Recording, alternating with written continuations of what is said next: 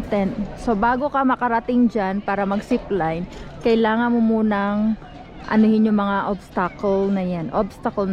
So bago ka makarating dyan para pababa doon zipline. So tara, andun yung pamangkin ko. So i-grab natin para may pang-content ako. So ito nga pala yung view ng Naturland. Ayan. Ayan. Oh, ayan na yung iba, bumababa na. So by the way guys, yung may entrance pala tong Naturland, ayan, syempre. So, hindi ko na masyado matandaan exactly kung magkano yung binayaran ko dito. Bali, more or less, nasa 50-ish per head. Ayan. Pero ano naman yun guys, may 4 na activity ka na magagawa.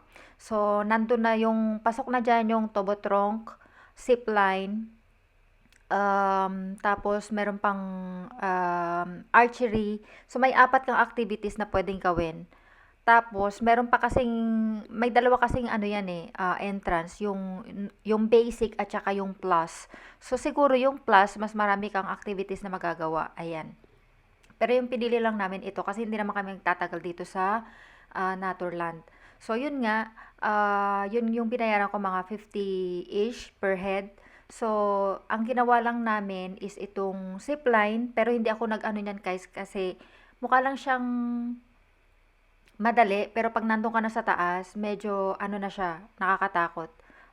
Yun din kasi yung sabi ng pamangking ko, nung nandun na siya sa may ano, ninenervyos na siya. Kasi mukha lang siya sa baba na mababa, pero mataas siya guys. So yun, so hindi ko yan ginawa, yung pamangking ko yung ano dyan, buwis buway, charot, ayun. Tapos, yung ginawa ko lang dyan is yung Tobotrunk.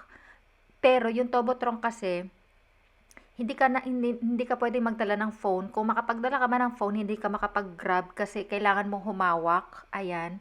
And worth it siyang sakyan kasi more or less yata umabot kami ng 20 minutes sa pag-ride kasi medyo mataas siya guys. Ang haba nung route. And masaya siya yung pababa kasi talagang nandun yung yung saya, yung adventure kasi pababa na siya as in ang bilis. Pero may control naman siya guys yun. So, yun ang magandang puntahan yun dito sa Naturland. And then, ginawa rin namin yung archery and na-enjoy ko rin siya guys. And nakita nyo naman, kahit papano umasintado tayo. Char. Yun lang and maganda siya para sa may mga pamilya kasi talaga magi-enjoy yung family ninyo lalo na yung mga bata. Ayan. So, worth it siyang puntahan. Dito yan sa Andorra, guys.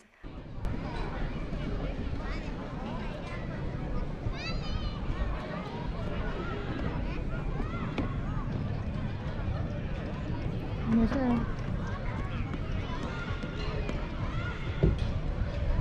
Ayun ang pawagkik ko. Ayun daw.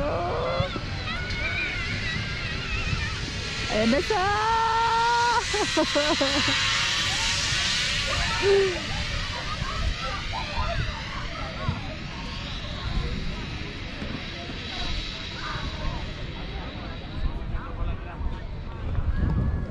Ang bilis nung kanya ni!